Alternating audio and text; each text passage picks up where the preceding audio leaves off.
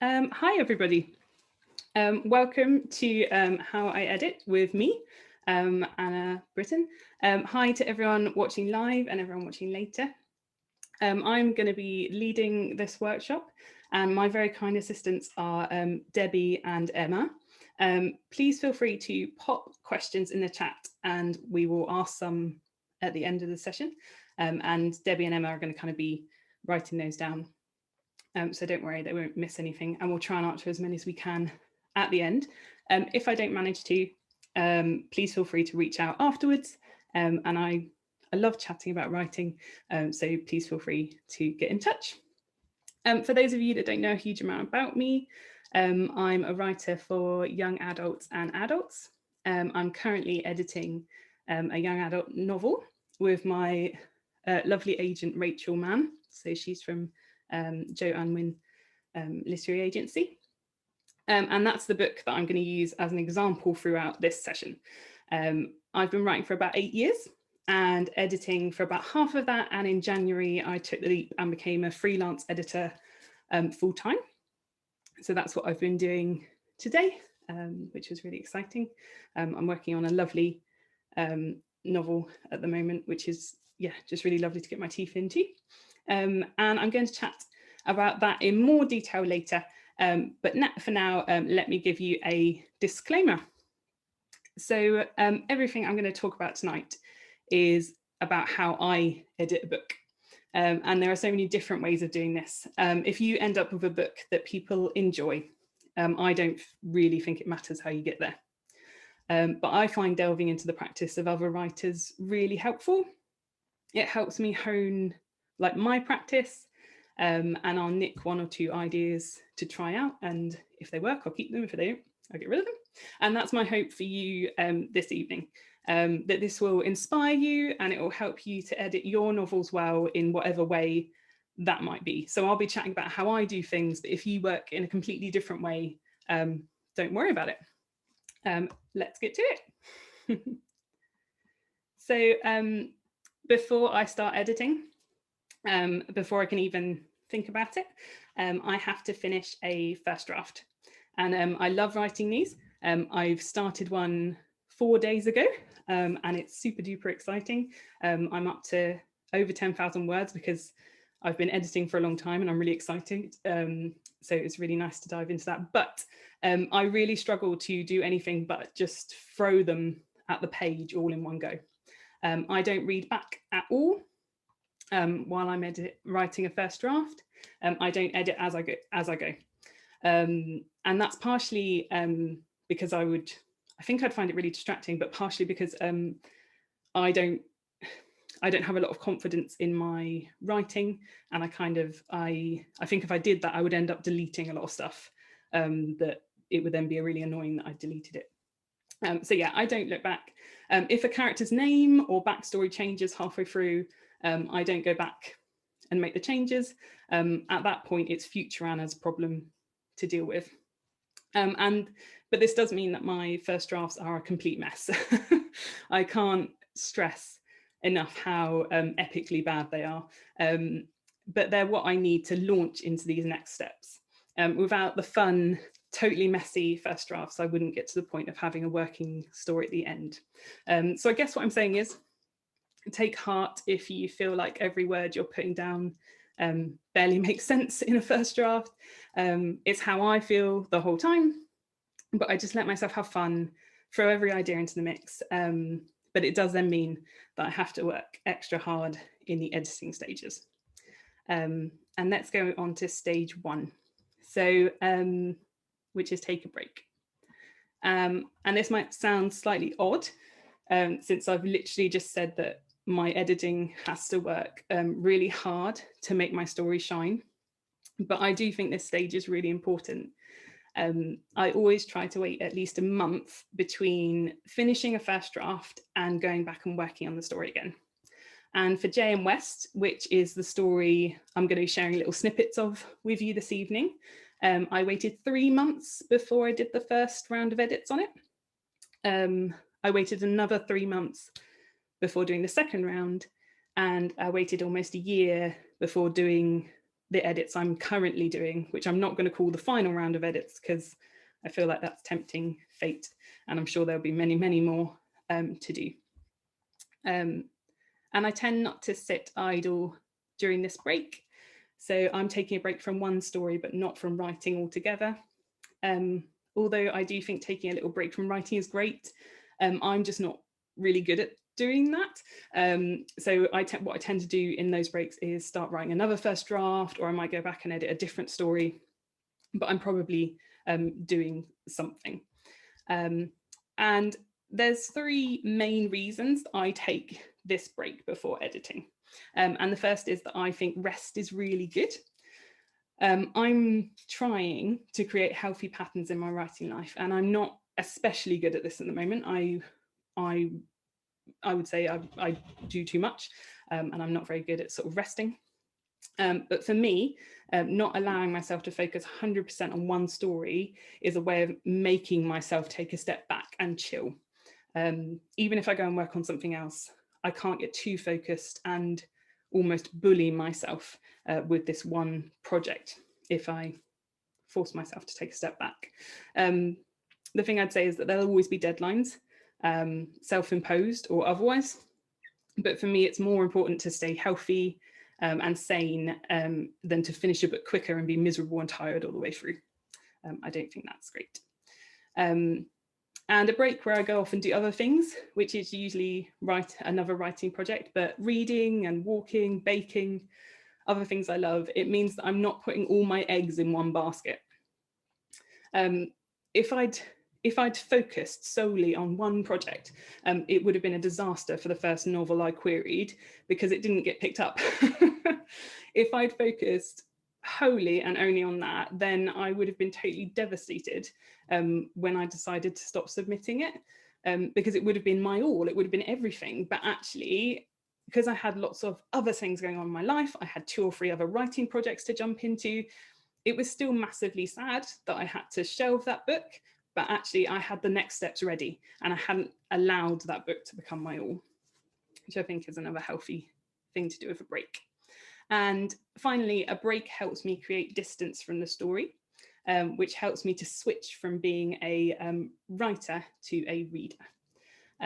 After a break, and the longer the better, I can be so much more objective about my work. The next step where I actually do something is going to involve some hard choices, big changes and cutting. And it's so much easier to do that if I don't feel as like attached to the work, which I think during a first draft, it's your baby, it's everything. And if you've taken a pause and taken a step back, it's easier to make those big changes.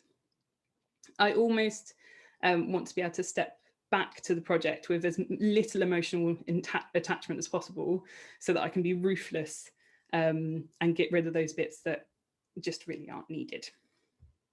At this point, and one thing I would have been doing during my whole first draft is that I would have been taking notes. I normally do this on my phone. I sometimes have another document handy that I'm just making loads of notes in, like this is like Jay really likes Starburst, but he doesn't like the purple ones. So I just note that down. Like any little snippets of conversation that I know don't fit right now, but I'm just writing all these things down. And what I'll start to do at this point in editing is pull all this together. And it's just loads of thoughts and notes. And although I don't actively work on the story during the break, I'll still have lots of ideas and I write them all down. And near the end of the break, I'll start to pull them all together.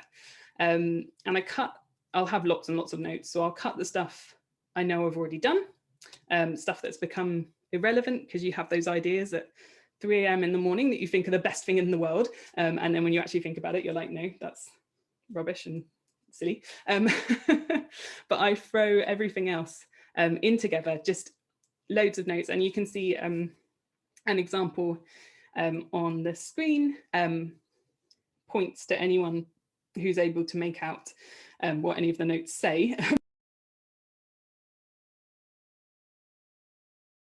Sorry, hello.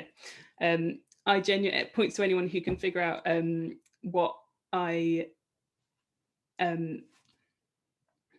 any of the notes say. I genuinely struggle sometimes, but I don't worry too much about them making sense or being in order, but I just want to make sure that I'm collecting all my ideas in one place, because then they'll become helpful later on. And stage 2 is the quick read through. So I print my book out and then I try to read it as quickly as possible. This isn't the time for grammar or making it polished, so I really try to ignore all that. That will just slow me down if I start to focus on that. So this stage is all about the shape of the story as a whole, and I'm focusing on bigger picture stuff. I'm reacquainting myself with the story again, and I try to do this in 2 weeks because that's how long it would take me to read a book. It's actually a little bit longer than it would take me to read a book, but I try not to rush myself too much at this stage, but just do it sort of as quickly as I can. There'll be stuff at this point that I know can be cut. There'll be scenes, especially I find in the first half, that I'll know just don't work anymore, or subplots that I got to the end of the book and I couldn't really resolve them because they didn't fit. Some things will just clearly be really flabby and don't need to be included. And this is when the break comes in helpful, because I'm just not as emotionally involved with the story anymore. I can look at it more like an editor and pinpoint those bits that need to be got rid of without weeping too much about it. So in J and West, I tend to find in a lot of my books, I mention like stories or books or libraries. And sadly, in most of my books, that's the bit that gets cut. And I think that's a bit of me like seeping into the story. So with J and West, there was a bit about libraries and books. It just needed to go. And it was a shame because I really loved those bits. They were really cute. And obviously for me, they were all about books and I love that. But ultimately it linked to a bit of the plot that I was changing, and it took up a lot of space where much more exciting things could happen. I just want to say I didn't like cutting those bits, but I could see that the story worked better without them.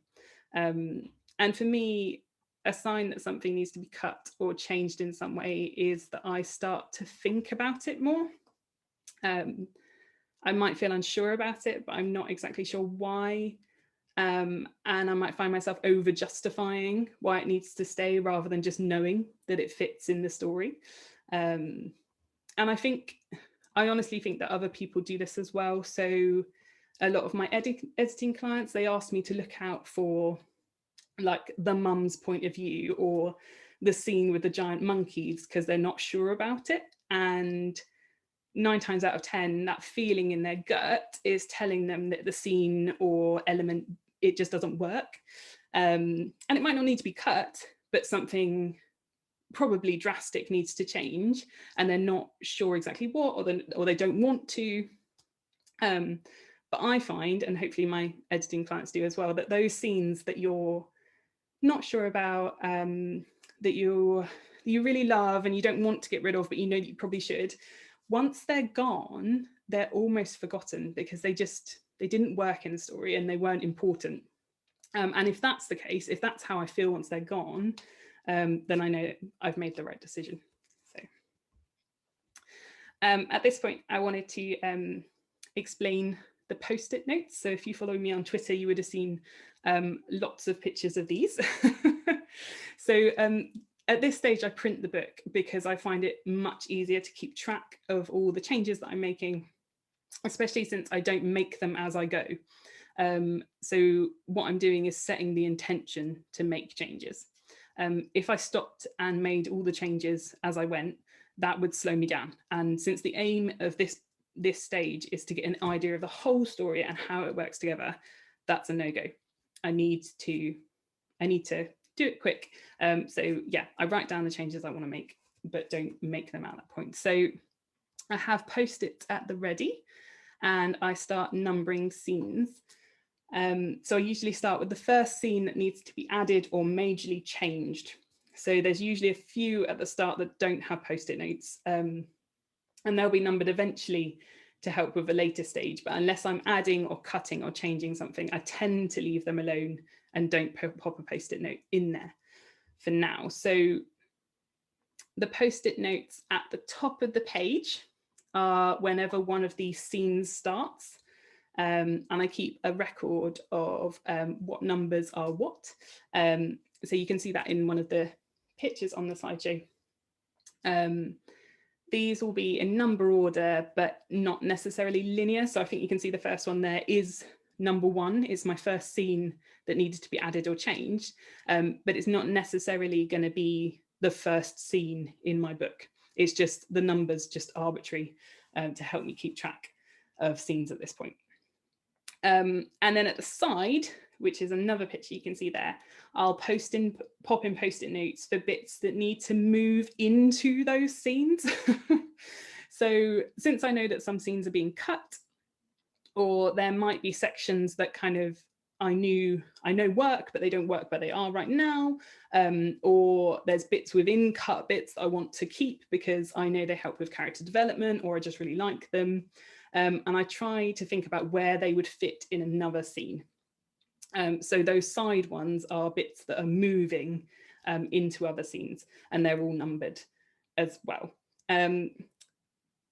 Some bits will just be totally cut, but lots of bits I want to find new homes for, and that's kind of how I do that there. And the end result looks a little bit like this. At the end of this stage, there'll be scenes to be changed and bits to be moved and cut. There'll be post-it notes all over the place. And I wanted to give you an idea of how a scene changes through my editing stages. So I'm going to show you the first few paragraphs a couple of times tonight. Apologies for the ticks over everything. I do that when I rewrite to make myself feel good about progress, because ticking things just feels good, doesn't it? So as you can see, again, sorry about my appalling handwriting. Straight away, I've decided that I needed to add a new scene here. Something I've been thinking about during my break from editing this was that I needed more fear in this draft, which would help me justify the emotional and literal journey that Jay, my main character, was going to go on. And I felt like my start was too quick for that. There needed more fear injected at the start. I needed to establish who Jay was, my main character, and what his normal life was, and how that was kind of infused with fear all the time before I threw anything else into the mix. So I decided to add a perimeter check. So the story is set after most of the human race has been wiped out by a worm, and like a little worm, like a tapeworm, not like a big giant worm. But some of the people who are left behind are bad. So Jay checks for them each morning. He goes around the place where he lives and he checks that those bad people haven't come back. And this new scene, this perimeter check, had a few aims. I wanted to introduce more of Jay's fear, so it was really well established. I wanted to introduce the setting. So I'm one of those people that would like tell you that a book is set in a room and then expect you to put everything else in. So I have to go back in and tell you what color the wallpaper was, or all those things, because I don't naturally do that. And I wanted to put some more of Lucy into this scene. So she is a cow who is my main character's best friend, and she's very important to the plot. So I wanted to make sure she was in that first bit straight away. But as you can see, this is literally all I write here. So I put the intention that I'm going to put the scene in. I might put the aims of the scene, but I don't start writing it out at all. I made a few notes about vaguely how I wanted to go, but I left it at that. And it would have been really easy while I was reading to pause right at the start and figure out exactly how the scene would go, but it would have slowed me down. And I also knew that if I tried to write the scene as soon as I came to it. I would have just had to come back and rewrite it later once I'd read more and remembered more stuff. There would have been loads of stuff to add in. So waiting until I'd read all the way through to make any changes, to add anything, meant that I could add everything I needed all in one go, and made sure that the scene was working in the ways I needed it to.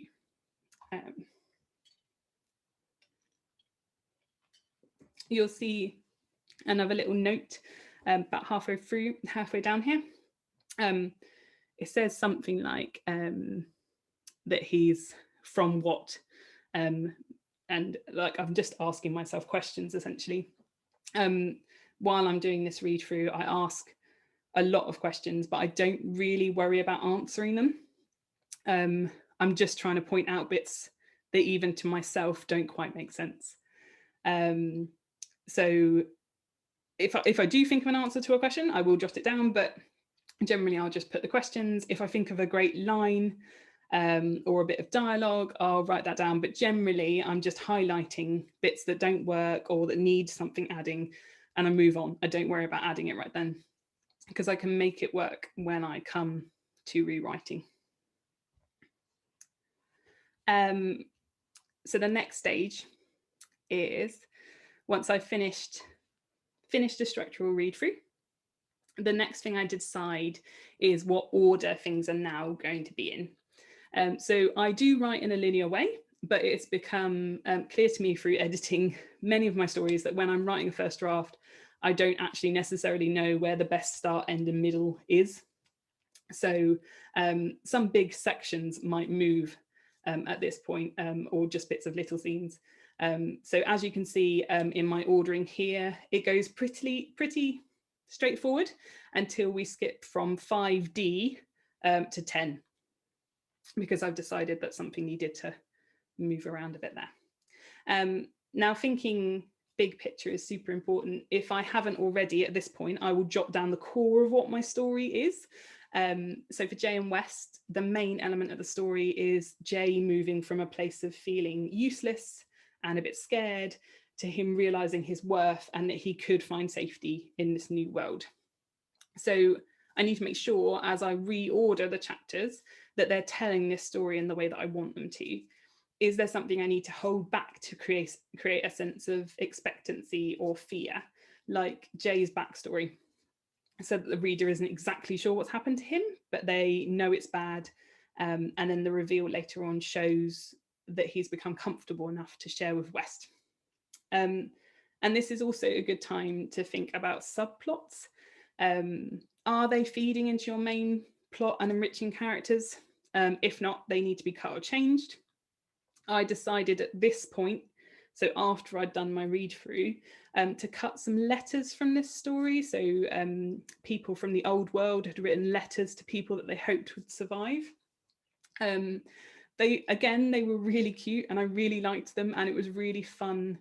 This story is just told from Jay's point of view, so it was really fun to get into someone else's sort of mindset.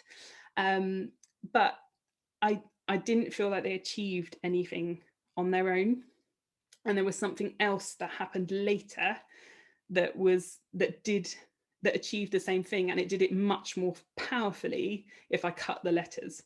So it wasn't that those parts were bad, but they slowed the story down and they kind of blocked the effectiveness of some other part of the story. So yeah, at this point I'm still thinking about bits I can cut.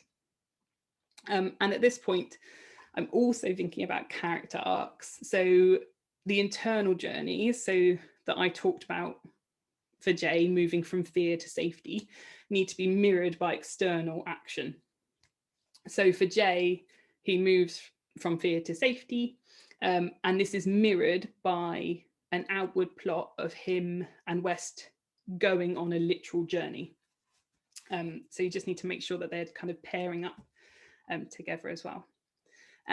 I'll sometimes write out these plots and subplots and character journeys to make sure I know exactly what I want to do.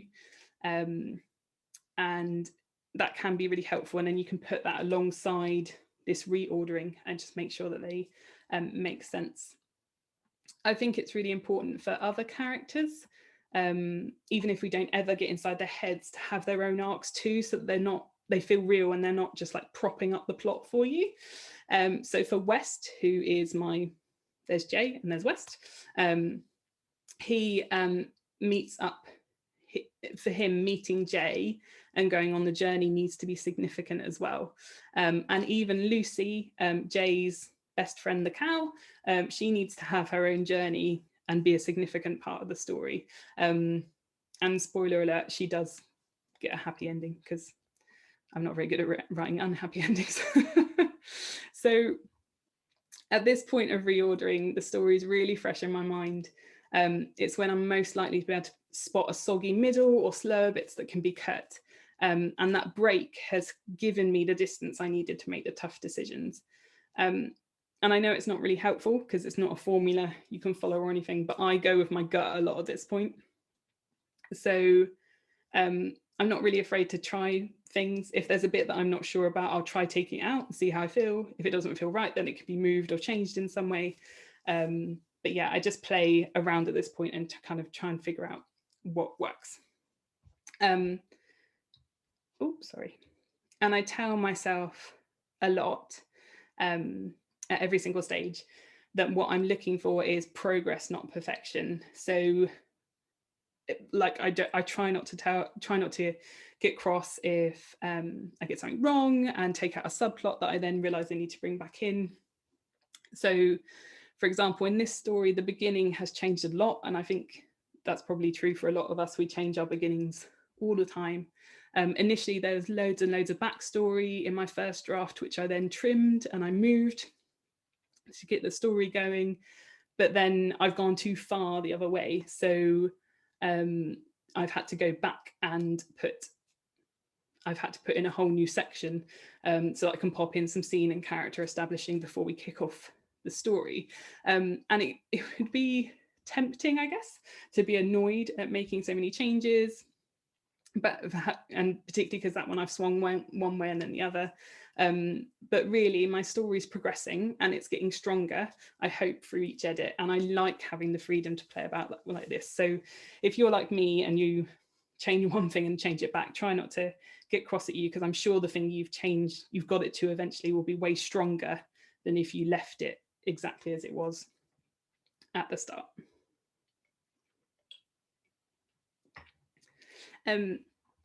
Stage 4, I number the notes. So after restructuring and making decisions about bits to cut and ordering everything, I go back to my pages and pages of notes that I talked about. And I've been making them during the break, I've been making them during the restructure, and I go through and number them all. So I've got all my scene numbers now, and I allocate numbers to each of these notes as well. Some of them will really clearly relate to a certain scene, and some I might have to put more than one number beside because I'm not quite sure yet. But this is a really helpful thing to do. So because during the next stage, while I'm rewriting, I won't then have to search through all the notes every time to find the relevant bits. I can just skim down the margin because I know that I'm rewriting number 5 and just find all the number 5s, and it's super easy. And then stage 5 is the rewrite.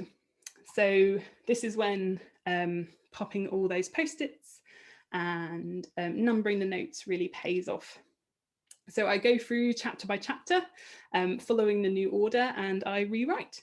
There might be whole sections that I can nab from the last draft, but lots of them will at least need to be like adapted a little bit to make sure that I'm hitting the right notes. And because something else has moved and can't be referred to yet or whatever. I grab all the bits that are vaguely staying intact, and I take any notes for the chapter and I figure out a vague order for them within the chapter. I tend to put these under subheadings like West gets scared, Jay comforts him, and I pop these in caps so that they're really easy to spot while I'm still moving stuff around. And I put the notes where they need to go in, so all my numbered notes, I pop them in as well. So and leave spaces around new bits that I need to add. And then once I've got all of that brought together, I check it's all in the right order. And I go back to the start of the chapter and rewrite it. So make sure it all works together. And I try to do that all in one go so that I can be sure that it flows. And once I'm done, I then read it back to make sure it makes sense. And I absolutely love this stage. It's kind of a little bit similar to first draft. There's a lot of creating involved, creativity, if you like. And I feel like things come together really well because of this roadmap I've created for myself. I feel really solid in my storytelling at this point. And I usually finish this stage in about a month. And each chapter takes me about 2 hours to rewrite, depending on how much work needs to be done. So with the first chapter, I needed to pop in a whole new perimeter check. That took me a bit longer, but some later on, I was just smushing stuff together. So it was a bit easier. And then I go on to the line by line read. So after I've rewritten everything, I go right the way through, focusing on the story as a whole and making sure the plot makes sense and the characters are strong, everything's where it should be. And then I forget all of that for the line by line read. And this is the section I'm currently doing for JM West. And if you follow me on any kind of social media, you'll have seen me moaning about it. I don't really enjoy this section. It's not as fun for me. There's less creative, there's not as much play. And there's more despairing because I've used the word just or very or small about 14 million times. But I know that this section's really important and it takes stories from being strong to being polished. This edit, or after this edit, there shouldn't be anything about the writing that would jolt anyone about the story out of the story. Like, we've all read those novels where you get to the end of the page and you think, man, there were like 5 similes there, or like they use the word little too many times. Like, I don't want there to be, I want readers to be racing on to the next page, not distracted by my writing.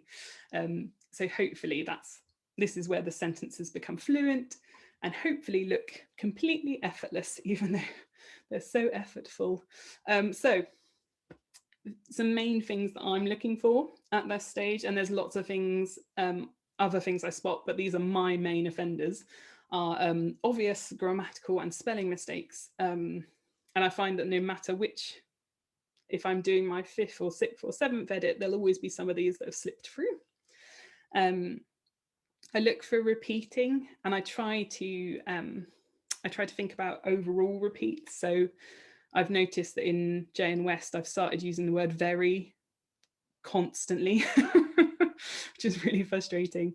But I'm also thinking in terms of sections. So sometimes the character's holding something, they're holding a cup, and you realise in one paragraph you used the word cup 20 times, and just trying to think of different ways that you can talk about that, ways you can cut that out, and just trying to make that flow. I'm a real culprit of overwriting, which I'm not even sure if that's the real word for it, but basically it's when I write something and then I write it again. So these are what the examples on the slide are. So the first one says he'd chosen a plain purple one. Oh, he's talking about scarves.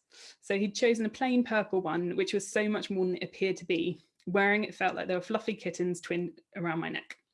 And basically, I realized that saying it was so much more than it appeared to be was saying exactly the same thing as the kittens bit, because that's already saying it's more than it appears to be. So I'm just saying the same thing twice. And the second example, he led me down the path towards town. Walking behind him, I wished I was older. But it's obvious if he's leading you, then you would be walking behind him. Like, you don't need to say it. And I do this all the time, just constantly over explaining. And it's those things that actually your reader can figure them out themselves. And actually they're not that important to the story, and they let you cut a few words. So yeah, I'm a complete culprit of that. I'm also looking for varied sentences. I'm looking at the length. I really do this all the time, and it's probably slipped into these examples, but yeah, so you can see it in the first example. There's 2 sentences in a row there now that start with he'd. And I do that all the time. I'll just get stuck on a word that I'll starting sentences with. I want to check that I'm ending sentences differently. And I want there to be like texture to the sentences. So I don't want to write 4 sentences in a row with the word but in the middle. I want them to be sort of varied and textured. I look at my dialogue at this point and check that it's needed. I tend to put in a lot of like agreements and stuff in dialogue that it just isn't needed. The action carries on and you don't need it. I look at character consistency, and this is not so much as the story as a whole, but more what they're doing. So if they're standing up and then suddenly they're sitting, when did they go from there to there? If they're wearing boots, they need to be wearing boots throughout the scene. And just making sure they're doing that. Like if they've just washed their hair, it can't suddenly be dry, like that kind of thing. And also at this point, I look at the voice. So I always tend to write in first person.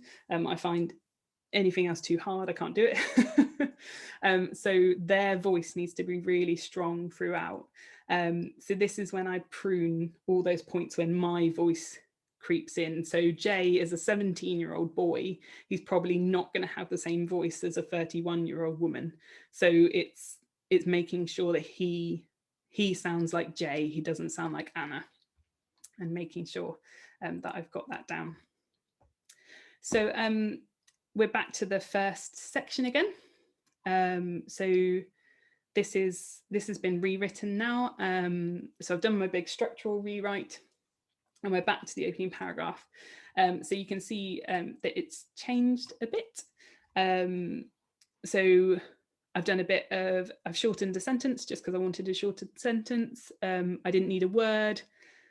I was working on voice. So I'd said that Jay said he'd be sweating all day, and I just wanted to think about a more creative way to say that. So I can't even read he said about having like huge sweat marks. He'd sweat through anything he wore. I was just kind of putting in a few ideas there because I just knew I wanted to be a bit more creative. I fiddle with words to try and make it flow better and make sure the meaning's clear. And right at the bottom there, this is something I'm a bit of a culprit for as well, is that I'll not put things in a linear way. So I huffed out a breath when Lucy mashed her face into my front. In my head, when I'm doing line editing, it makes more sense to say Lucy mashed her face into my front, and then I huffed out a breath because that's the actual order it happened in, and it just makes it flow a little bit better. So that's just an example there of kind of what that looks like. After I've completed all the line edits, which does take me a long time, so I've been doing these ones for a month now, and it just, I find it hard. I do a lot of 30-minute sprints, so it just takes me a long time, but I'll then type them up, and which is another section I struggle with because it's not very fun either, although I do find it's a bit quicker than the actual line editing. But since this is an area that I struggle with, I thought it was a good time to talk about maintaining motivation. So there's a few ways that I essentially trick myself into doing work that feels too hard or like it's taking too long. So I read great stories. I know some people don't read while they're writing or editing, but personally I find it really inspirational, especially in the line-by-line editing stage. Like if I look at exceptional writing, I know the only way I'm going to get there is if I really work my arse off, and when they're going slow, I've got to put in this work or I'm not going to get there. So it kind of helps me see what the point of it is. Small rewards, which are for me mainly cake. I'm not a massive one for sticker charts or anything, but I like to get to the end of an editing session and pat myself on the back. So I try to have things lined up that make it worthwhile. So at the moment, because I've started a first draft and I'm really excited about that, that's my kind of reward at the moment. So if I do half an hour of editing, I get to do half an hour of drafting. and that kind of is a good incentive. I've kind of already mentioned this, but I do sprints. I tend to keep these to 30 minutes because otherwise I get a bit bored. That kind of works for me. Yeah, I kind of do little sprints throughout the day. Moaning is really helpful. So find yourself some writer friends. They've all been through what you're going through, and they'll probably have really nice things to say to encourage you. I know that my writing friends do. Sadly, at this point, it's better for me to avoid social media. So even during those 30-minute sprints, I'll suddenly find myself picking up my phone and flicking through Twitter. And then that half an hour of editing actually switches to about 15 minutes because you spent half of that watching dog videos. I find it really helpful to measure my progress. So, and I find this super, super helpful. I love noting down how many pages or chapters I've edited, and seeing that slowly rack up really encourages me. And I tend to even sometimes make graphs of it and stuff because I just find it really exciting, and I really like that visual show of how I'm doing. And setting achievable goals. So this is really essential. I'm really classic. I think I said it last week that I was going to finish my line edit that week, and I'm still going now. So I try to figure out how long it takes me to actually do something and then set a realistic goal. If I say to myself, oh, it's only going to take me a week, and then it takes me 3, that feels really demoralizing. Whereas actually, if you are generous with yourself and say it's going to take me a month and you smash it out in 3, then you feel good about it. So it's better than being miserable because I set my sights too high. And I do really try to do that, but I fail at it quite a lot. And more cake, actually. So it surprises me that more acknowledgements aren't largely dedicated to cake. I think it's writing fuel, or at least it is for me. So yeah, cake all the time. I just wanted to talk quickly about when I involve other people and why I involve them. So I'm really secretive about my first drafts, and part of the reason I enjoy writing them so much is because I know that no one will ever see them. So I can be as dramatic and cliched and non-grammatical and unsensible as I want to be because no one will get eyes on them. So the first stage I would involve anyone else would be after a structural edit and rewrite. And I have a few different people that I ask to read them for different reasons. So friends and family are cheerleaders. My mum loves reading my books and she's very complimentary, and I don't expect anything else like that apart from that. And it's just really nice to have people telling you you're great and that your writing's good. Like, what a lovely thing to hear. And then I've got beta readers.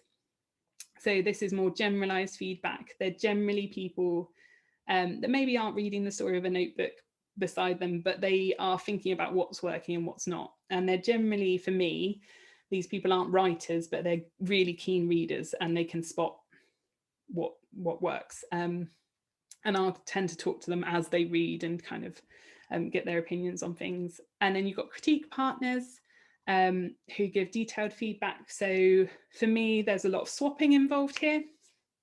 And the best critique partners for me are people who give a mix of line by line feedback. So that sentence doesn't work like that.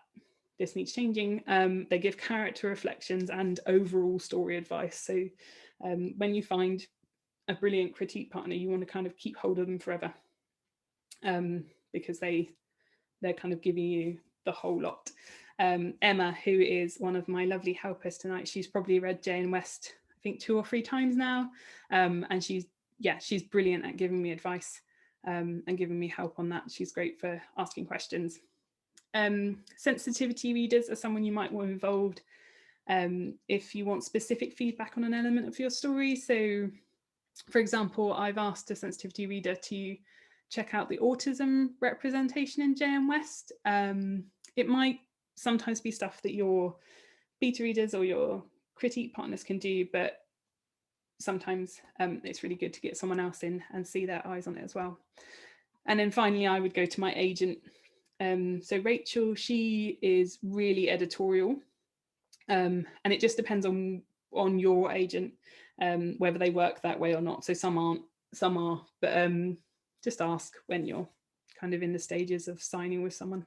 They should give you a sense of what they kind of do. I just wanted to chat quickly about my editing service. So I'm a freelance editor and I focus on developmental edits. So this is the structure of your story. Does it work?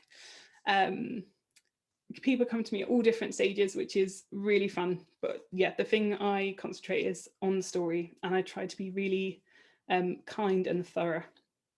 And I focus on some key areas. So you've got plot and pacing. Does the story make sense?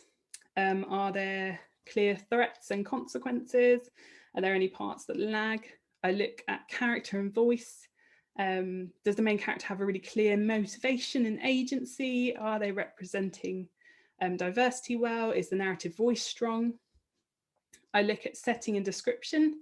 Is there enough description of where your novel's set? Is the world building interesting and well explained? Are there any info dumps? And I'll look at technical issues.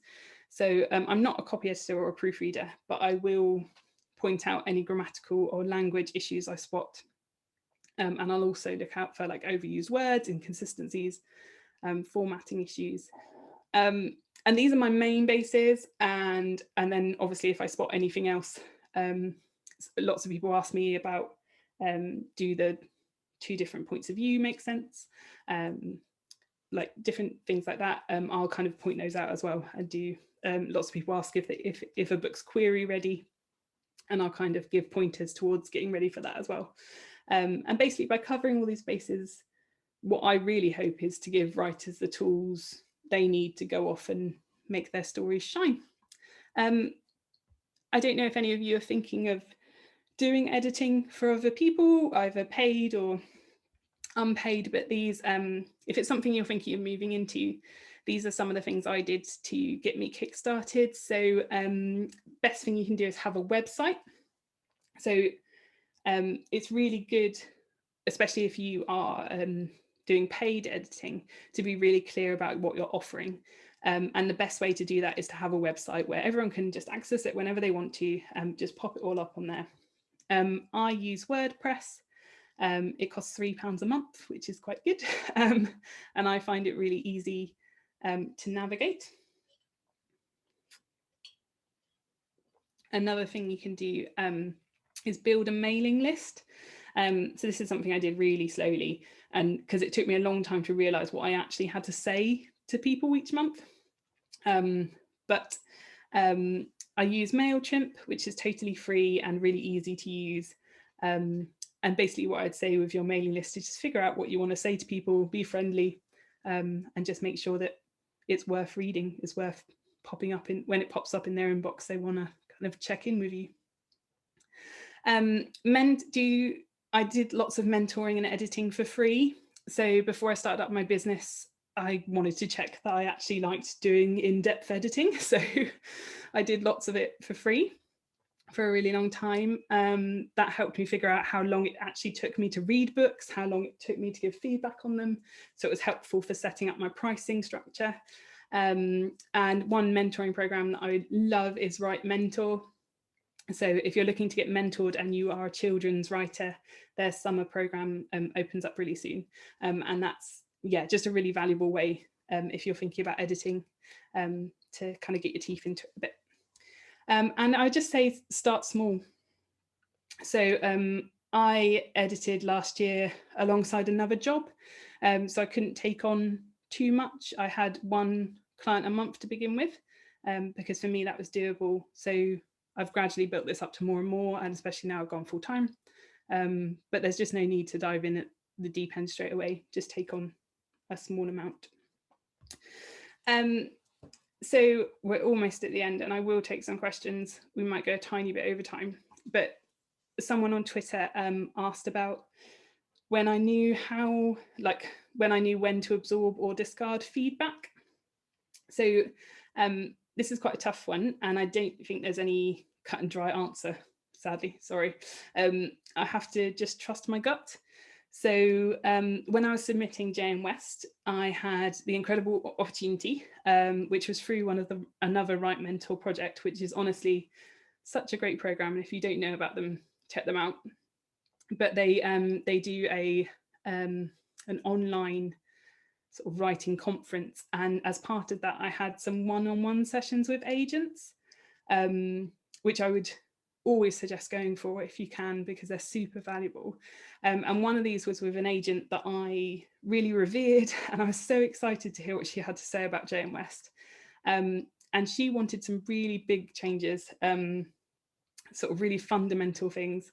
And I got off the call with her and I just like had a massive cry because I felt like she'd completely misunderstood what I wanted for the story, and I knew I couldn't make those changes and sort of keep the story as I wanted. So I wrote it all down, but I haven't taken on anything that she said.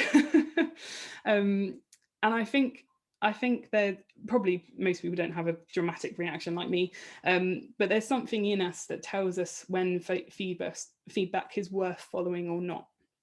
And especially once I've edited the story a lot, I've got a really good understanding of what the core is. So some suggestions will really make me pause, and I might change stuff straight away, but some will just feel fundamentally wrong, and I'll still write them down, I'll still keep note of them, but actually it's just not, it just doesn't feel right.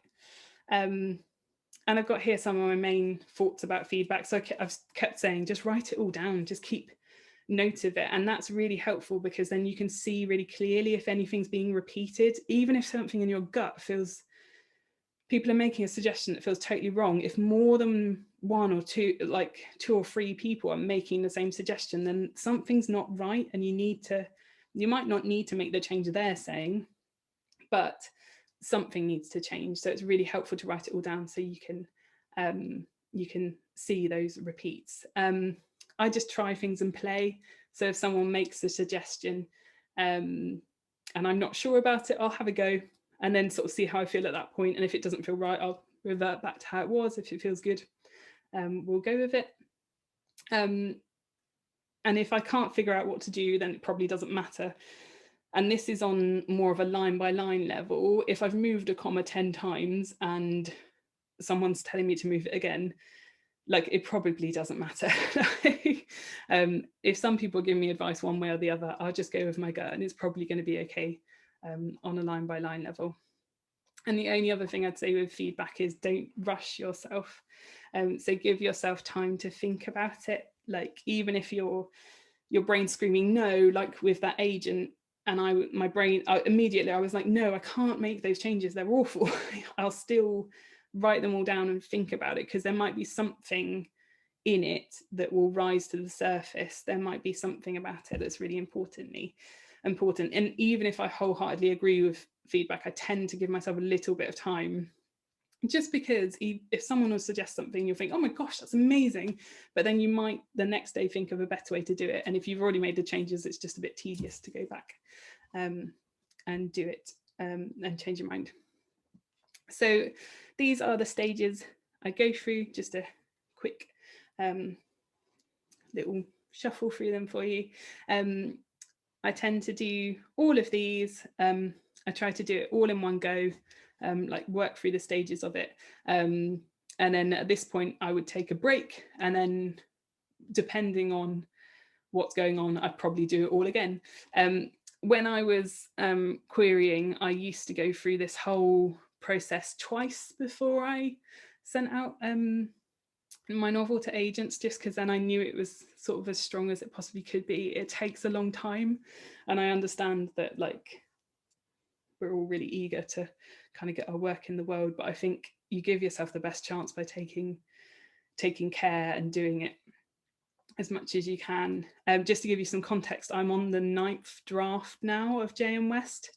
So I've done this process 9 times with it. So yeah, it takes a long time, and that's okay. You have to be quite dedicated to go through it.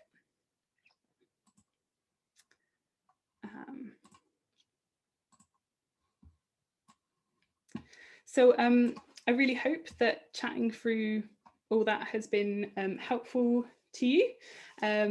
While I've been chatting away, and I'm probably going to go 10 minutes over time, but if you need to go, I really want to honour your time, so you go if you need to. But we're just going to take a few questions. So Emma and Debbie, I don't know if you are ready with a question. Yeah, I can jump in first. We'll do quick fire rounds and keep up with time, because we've got about 8 or 9 of them. Oh, wow, okay. So the first one is from Marissa, saying, how long do you let an edit rest for? So how long do you put it away for? So after I've done the whole process, do you mean, Marissa? Yeah. Sorry, no, I meant after you've done your first, the first time you go back to it to edit it. Yeah. And do all that stuff, then then. Yeah, so basically I almost treat it a little bit like a first draft again, and just wait at least a month to go back through, because you're so in depth in the story, aren't you, and you're so entrenched in it. At that point you've gotten all tangled up in it again. So it's good, I think it's good to step away at least a month, but like I'd say ideal maybe 3 months, but just step away for as long as you can. Sorry, can I just add on to that? When you're do you write something else while you're stepping away? Yeah.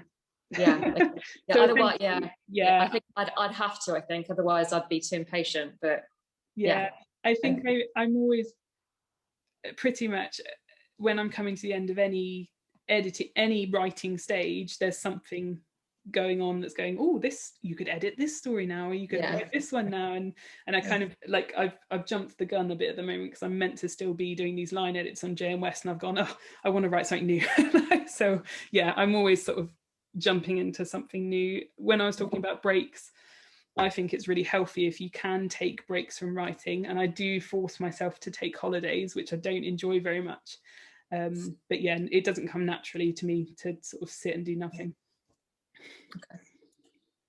Okay, you ready for another question? I am. From Vicky, do you ever experience overwhelm at the massive post-it note fest of things that need changing and all the lists?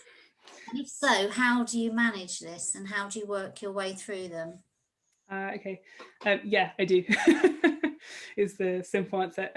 So what I tend to do is have a massive flap about it and panic. And then this is the point, I think, when community is really great, because I'll tend to reach out to my writing friends and say, oh, like I can't believe I'm doing this again. I don't know how to do it. I don't know how to edit at all. And they'll say nice things like, be quiet and just do it. And then generally I find, and I'm sure this is what we all find, you start doing it and you can do it, and it's okay. And sometimes I'll get to a point and I'll get to a chapter and think, oh my gosh, there's so many notes, I don't know how to make them work. But again, you just start doing it. We do, because I know my order of doing things now, I just kind of start going, and I go slow and just be gentle, and then hopefully you kind of get there. And if you carry on feeling overwhelmed, just go and eat some cake, step away for a minute, and then have another moan to friends, and then just be gentle, just keep trying, and it gets there, I find. Okay, jumping on to the next one, from Fiona. Do you use any particular writing software like Scrivener? No, I just use Word. I've never used Scrivener. I think from what I see on screenshots from people, it looks absolutely brilliant.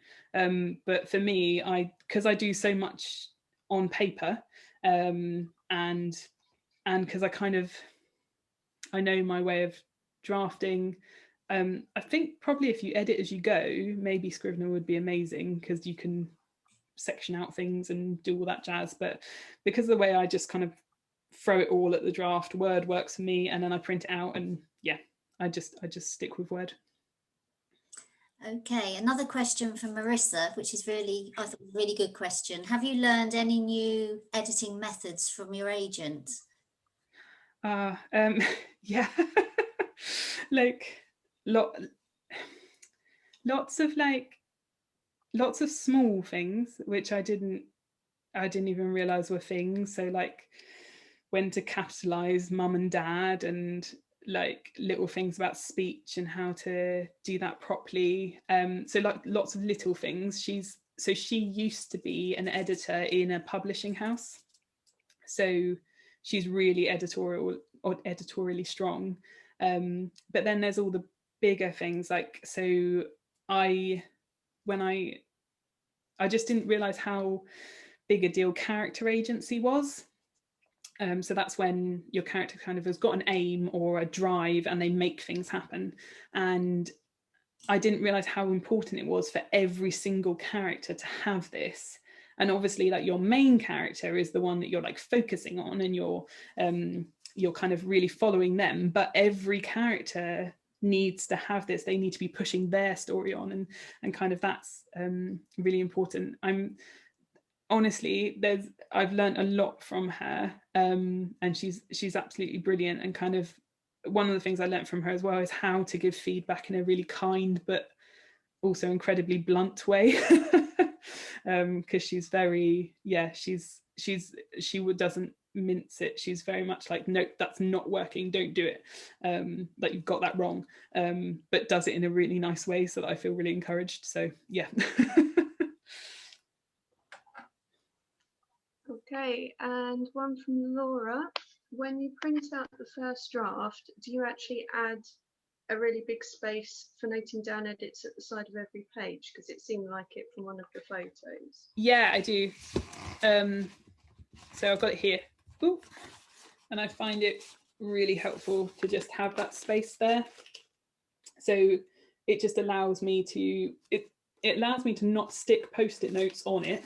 So like, so I'll try and show you here, like I've stuck a post-it note in the side, and it means like it doesn't have to go on the writing, because then it's kind of hard to see everything that's going on. And like you can see, I just write loads in that bit there. It just allows you that kind of space. It's all double spaced as well, and just kind of, yeah, gives you that space to maneuver and write your thoughts, and kind of, yeah, not be scribbling too much on the actual writing. Okay, the next question is from Rebecca. At stage 5, do you read straight away, or do you wait a few months for the second edit? Hold on 1 second so that I can just find out what stage 5 is, because I've completely forgotten. No, stage 5, I dive straight in. So at this like process, I'll wait before I start it, but then do it all do it all back to back to back to back, and just keep going until I get to the end, until I've done my line by line and rewritten it. And then at that point, I'll take another break. So just kind of keep going through. Okay, and one more from Marissa. How many drafts does it take to understand your characters? What do they want and need, etc.? So do you ever struggle to identify what needs to be changed? Yeah, so I find it my first draft, my stories start with a character. So I tend to know them quite well, or at least where they've started. I'll know that quite well. And I tend to know my ending, so I'll know where I want to get to. So I'm normally pretty strong on my main character. I might not know exactly what's motivating them, or I might not know their backstory, and I kind of got to figure that out as I go along. For me, it's my surrounding characters that, particularly in the first draft, they're appalling. They're just there asking the question that I want them to ask, or hugging the main character when they need a cuddle, and I'm not exactly sure why they're doing it or anything. And it's when I'm going back and editing, I have to make sure that I'm really thinking about my secondary characters, and figuring out like, why are they doing what they're doing. And kind of, yeah, so, and I would say every draft kind of helps you with that. Every feed person you get feedback from, they'll be asking different questions about people and seeing different things about them. And yeah, like yeah, it's really helpful getting that feedback from other people as well, because they'll help you figure out your characters. Okay, Catherine and Gemma have asked, how do you find a beta reader and what exactly do they do? So my beta readers, I don't know if I said her name, but so I've got a beta reader called Amanda, and I've got another one called Charlotte and one called Paddy, and they're all friends that I didn't feel too bad about asking them to read a whole book. And they're essentially just people that like I've talked about reading with, and I know that they get books and they get my kind of books. So they're generally, I won't tell them I'm doing this, but I'll test them out a bit and I'll kind of recommend a book and say like, oh, what do you think of this? And it's maybe one of my like comparison titles or something. And if they come back and say, oh, I didn't really get it and I don't really like that kind of fiction, I'll go, okay, maybe you're not going to be one of my readers then. But if they come back and they go, oh my gosh, I loved the sort of the ending of this. I really loved how they tied together this and this. I loved how they used language here.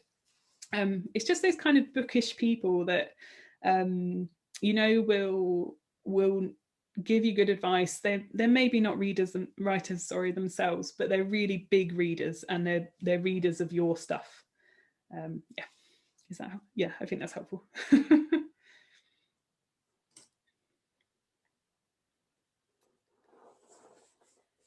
Have you got any more questions, Emma? I think we've got one more, which cool. I sent to you because I can't count. No, that's okay. So the last one is from Katrina. What makes you decide to change the structure or positioning of some scenes? Is it just because you think that'll make more sense or be more exciting in a different place? So yeah, like I think at the point when I've done a read through, you can start to see when like one scene is too early, or kind of something needs to be held back to create mystery, or yeah, I'm looking at my outline now, and early on in the version I read during this edit the first time, both my main characters talked about their pasts at the same time, and there wasn't really any reason they did it. I just kind of needed them to fill in their backstory at some point, and there was just like a random conversation they were having and it led into it. Whereas what I changed it to was a storm, and West, my secondary character, is afraid of storms. So then Jay's comforting him, and West asked Jay to tell him stories, and so he starts telling him stories about himself. And then later on in the book, I decided that I didn't want them to kind of lump together, because it just became a lot of conversation and a lot of backstory with no story moving forward. So I saved a lot of West's backstory for later on, so that it was kind of revealed at a more dramatic point. Yeah, so when you're looking at your outline, you can see really clearly when there's bits where there's just no action happening. There's just so much talking, and you can start to spread that out a bit, and like, I know we all talk about inciting incidents, but you've then got to have a series of other incidents that are ramping up that tension, that are making things get more and more exciting. And if you've got your inciting incident and then 5 chapters worth of talking and not much happening, your tension rises right up, and then you've just dropped it completely down. So you've just got to you're thinking about your tension, you're driving towards this climax, and you've got to kind of keep driving there, and just interspersing with these sort of gentler chapters for me, of not so exciting, but sort of building up your character stuff.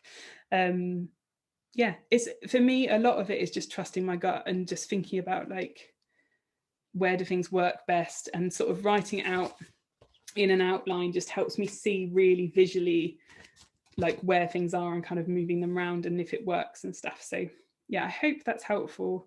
I feel like essentially what a lot of I do is just trusting my gut, which I know is is not a formula. So but oh, thank you, Katrina. I'm glad it was helpful.